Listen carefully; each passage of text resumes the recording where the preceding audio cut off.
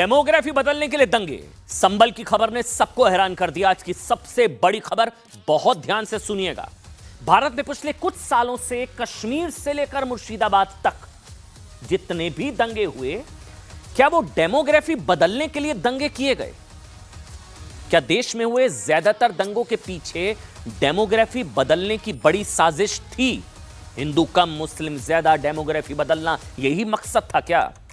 क्या ये सवाल आज इसलिए क्योंकि यूपी के संबल में दंगे, आपको याद है संबल में जो दंगे हुए थे, उस पर जुडिशियल रिपोर्ट सामने आ गई है। संबल दंगों की जांच के लिए योगी सरकार ने जो जुडिशियल कमीशन बनाया था ना, उसने संबल दंगों के 9 महीने बाद आज जांच रिपोर्ट मुख्यमंत्री योगी आदित्यनाथ को सौंप दी है। और रिपोर्ट में जो जो दावे किए गए हैं, जो जो खुलासे हुए हैं, जो जो कहा गया है, वो जब मैं आपको बताऊंगा तो आप यकीन मानिए आपके पैरों तले जमीन खिसक जाएगी। रिपोर्ट में कहा गया कि पिछले साल नवंबर में हुए भीड़ के उग्र होने की वजह से नहीं ये दंगे हुए, बल्कि ये दंगे प्री प्लान्ड थे। अब ये जुडिशियल कमीशन की रिपोर्ट है, कोई हवा में बात नहीं हो रही है। प्री प्लान्ड दंगा था। संबल में दंगे कराने के लिए बाहर से दंगाइयों को बुलाया गया था।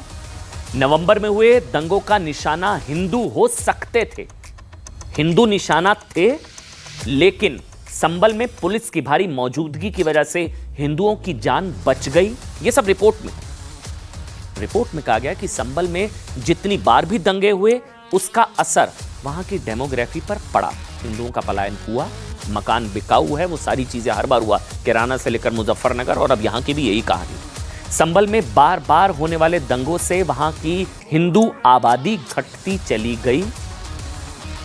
संबल में आजादी के बाद से 15 दंगे हो चुके हैं, ये रिपोर्ट में है इसका जिक्र। और इसकी वजह से वहां की 45% हिंदू आबादी 30% घटकर कितने पे रह गई होगी, सोचकर देखिए आप। 15%, जी हां, 15% रह चुकी है संबल में हिंदू आबादी। डेमोग्राफी बदलने के लिए दंगा, इसीलिए सवाल पूछा जा रहा है। 15%। रिपोर्ट में सबसे चौंकाने वाली बात यह है कि संबल कई आतंकी संगठनों का अड्डा भी बन चुका है। कोई आतंकी संगठन वहां पर पैर पसार चुके हैं। कई लोग वहां स्लीपर सेल की तरह काम कर रहे हैं। या अलकायदा जैसे आतंकी संगठनों की जड़ें जम चुकी हैं। संबल दंगों को लेकर 450 पन्नों की यह रिपोर्ट न्यायिक आयोग के उस पैनल ने तैयार की है, जिसमें इलाहाबाद हाई कोर्ट के retired justice Devendra Kumar Arora, retired IAS Amit Mohan, retired IPS Arvind Kumar Jain थे। सूत्रों के मुताबिक इस रिपोर्ट में इस बात का जिक्र है कि दंगे तुष्टीकरण की राजनीति ने संबल की जनसांख्यिकी यानी कि डेमोग्राफी को एक तरीके से बदल कर रख दिया। इस रिपोर्ट में जामा मस्जिद को हरिहर मंदिर बताने के बाद हुए इस सर्वे का जिक्र है, जिसे लेकर संबल से समाजवादी पार्टी के सांसद जियाउर रहमान बर्क ने एक भड़काऊ भाषण दिया था। यह भी रिपोर्ट में है। इस भाषण में जियाउर रहमान बर्क ने कहा था कि हम पुलिस प्रशासन सरकार से दबने वाले थोड़ी हैं, हम इस देश के मालिक हैं, गुलाम नहीं हैं। मैं खुले रूप से कह रहा हूं कि मस्जिद थी, मस्जिद है, इंशाल्लाह मस्जिद रहेगी कयामत तक। जिस तरह अयोध्या में हमारी मस्जिद ले ली गई, वैसा यहां नहीं होने देंगे। यह भड़काऊ बयान था, इसका भी रिपोर्ट में जिक्र है। इसके अलावा रिपोर्ट में जियाउर रहमान बर्क के अलावा समाजवादी पार्टी विधायक के बेटे सुहेल इकबाल, इंतजामिया कमेटी के पदाधिकारी की भी भूमिका का जिक्र है। रिपोर्ट में कहा गया है, यह बड़ा भूचाल ला सकती है रिपोर्ट। इसमें कहा गया था कि साजिशकर्ताओं को पता था कि जामा मस्जिद में सुप्रीम कोर्ट के आदेश के बाद सर्वे होने वाला है, पता था। इसके बाद संभवतः मस्जिद से सर्वे की बात लीक की गई जानबूझकर, फिर वहां भीड़ जुटाई गई, बाहर से दंगाइयों को बुलाया गया, हिंदुओं को निशाने पर लिया गया। यह सब रिपोर्ट में है। सूत्रों के मुताबिक अब यह रिपोर्ट योगी कैबिनेट के सामने रखी जाएगी और कैबिनेट से मंजूरी मिलने के बाद आने वाले विधानसभा सत्र के दौरान इसे सदन में रखा जाएगा। वहीं इस रिपोर्ट के सामने आने के बाद इसको लेकर पॉलिटिक्स शुरू हो चुकी है। अच्छा, बीजेपी आरोप लगा रही है साहब कि संबल में डेमोग्राफी में बदलाव लाने के लिए साजिश रची गई। ये देश के लिए बड़ा खतरा है, क्योंकि ऐसे कई जगहों पर हुआ है। वहीं कांग्रेस नेता कमेटी की रिपोर्ट पर सवाल खड़े कर रहे हैं। उनका कहना है कि संबल दंगे पर बनाई गई कमेटी का मकसद ही नफरत फैलाना था। हमने देश का इतिहास देखा है और दुनिया भर में जहां जहां भी इस प्रकार से दंगे में किसी मजहब या जाति के आधार पर किसी को प्रताड़ित किया गया है, वहां से उनकी संख्या का कम हो जाना बहुत स्वाभाविक सा है। लेकिन देश के लिए ये एक बड़ा खतरा है, क्योंकि देश में जानबूझकर के डेमोग्राफी को चेंज करने के लिए एक साजिश रची जा रही है, और ये डेमोग्राफिक चेंज इस देश की इंटरनल सिक्योरिटी के लिए एक बड़ा खतरा है। तमाम रिपोर्टों के पीछे, ये इस पूरे एक्सरसाइज के पीछे मकसद यही है कि किसी तरह हिंदू मुस्लिम डिवाइड हो, हिंदू मुस्लिम के बीच में नफरत और घृणा बढ़े। मकसद ये नहीं है कि दंगा हुआ है तो वहाँ शांति हो, वहाँ आपस में भाईचारा हो, फिर से लोग आपस में मिलजुल कर रहें। ये उद्देश्य इस कमेटी का नहीं था। कमेटी का उद्देश्य यही था, इसीलिए बनाई गई थी कि वो फर्दर आगे उसको कैसे और बढ़ाया जाए। बड़ी बात यह है कि साहब संभल अकेला ऐसा शहर नहीं है जहां दंगों के बाद हिंदुओं की भारी संख्या में जो है उनका पलायन हुआ, डेमोग्राफी बदल गई, हिंदू घट गए, हिंदू मकान बिकाऊ है और बेचकर चले गए। ये दंगे के बाद हुआ, डर की वजह से डर का माहौल बनाया गया और फिर ये चीजें हुई। क्या होता है जब दंगा होता है, पुलिस आती है, प्रशासन अपना काम करता है, जिन्होंने दंगा किया उनको अंदर किया जाता है, फिर समय के साथ चीजें ठंडी हो जाती हैं, लेकिन जहन से दंगों का डर नहीं जाता। इसलिए हिंदुओं का पलायन, जैसे अभी संभल में बताया जा रहा है कि 15% हिंदू रह गए, 45 से 15% हिंदू घट गए। लेकिन पहली बार ऐसा नहीं है। साल 2020 में जब दिल्ली में दंगे हुए तो उसके बाद भी आरोप लगे कि जिन इलाकों में दंगे हुए वहां से पलायन हुआ हिंदुओं का। ये सब दिल्ली की डेमोग्राफी बदलने की साजिश की वजह से हुआ, सीए के नाम पर। कई मीडिया रिपोर्ट्स में सामने आया कि दंगों के पीड़ित परिवार आज भी अपने घरों में लौटने से डरते हैं। दंगों के पीछे का ये पलायन वाला शास्त्र है, यही दंगा शास्त्र जो है ना, ये सिर्फ दिल्ली पुलिस ने बाहरी तत्वों के शामिल होने की आशंका जताई उस वक्त ही। खुद दिल्ली के तत्कालीन मुख्यमंत्री अरविंद केजरीवाल ने माना कि दिल्ली दंगों में कुछ बाहरी असामाजिक तत्व और राजनीतिक लोग शामिल थे। आप जानते हैं आरएसएस की एक आंतरिक रिपोर्ट में भी कहा गया था कि मोदी सरकार ने जम्मू कश्मीर से धारा 370 हटाने, 3 तलाक कानून, सीए और सुप्रीम कोर्ट के आदेश के बाद अयोध्या में राम मंदिर निर्माण जैसे क्रांतिकारी फैसले लिए थे। इससे दिल्ली में कट्टरपंथियों का एक वर्ग हताश था और उसे अपनी राजनीतिक ताकत कम पड़ने का एहसास हो रहा था। दिल्ली दंगे इसी हताशा की अभिव्यक्ति है। और सुनिए, दिल्ली दंगों को मैंने एग्जाम्पल दिया, संभल दिल्ली दंगा, मुजफ्फरनगर दंगा, वो तो कोई भूल ही नहीं सकता है, 2013।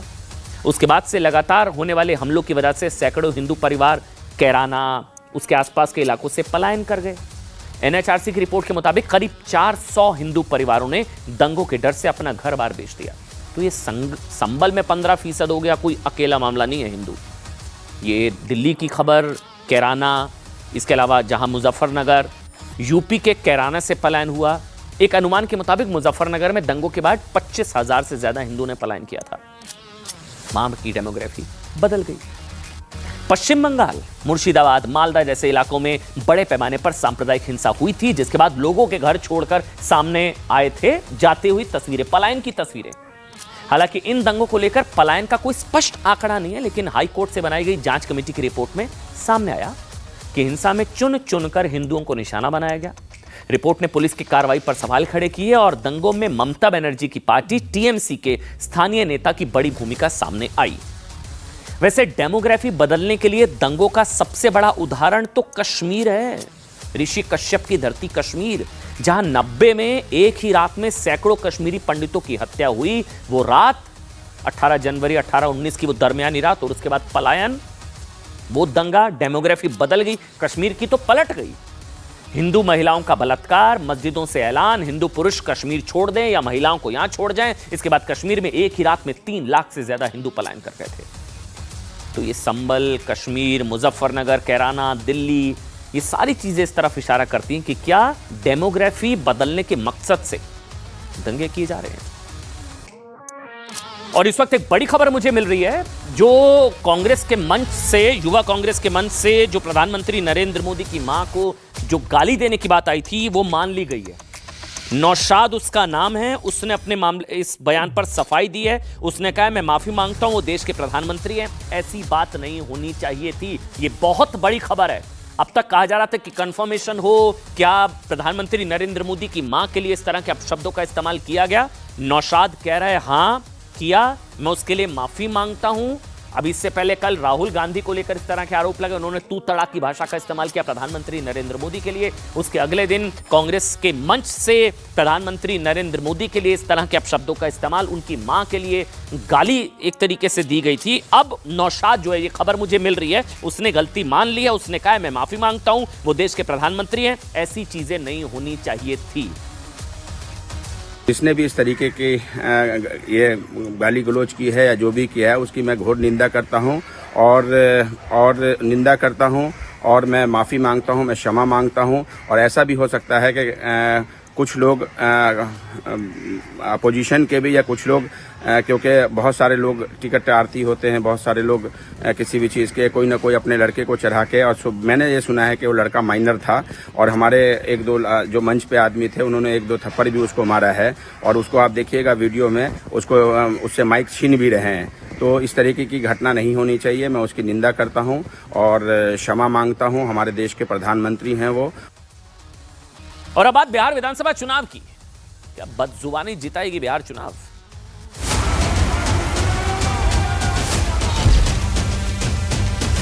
नरेंद्र मोदी वोट चोरी करता है, नरेंद्र मोदी वोट चोरी करता है।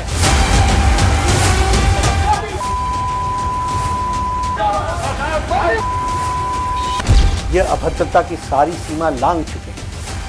ये दो शहजादे का बिहार की धरती पर बिहार की संस्कृति का तिरस्कार भी इन लोगों ने किया। राहुल गांधी जी जिस तरह का बयान दे रहे हैं, तुम तड़ाका से लेकर, उनका कार्यकर्ता उनसे अधिक बढ़कर बोल रहा है। यही तो लेवल है, उनकी मां के बारे में भी किया गया है। अभी देखा हमने, क्या इतना घटिया हो गई है कांग्रेस पार्टी। राहुल गांधी और तेजस्वी यादव को माफी मांगना चाहिए। आप अपमानजनक शब्दों का इस्तेमाल करिए, गाली गलौज की भाषा का इस्तेमाल करिए, ये लोकतंत्र है क्या? अगर मतभेद की परिभाषा शब्दों की मर्यादा को गिराना है तो ये कतई भारत जैसे लोकतंत्र के लिए उचित नहीं। और हमारी मां को कोई गाली देगा, यह बर्दाश्त हम नहीं कर सकते हैं।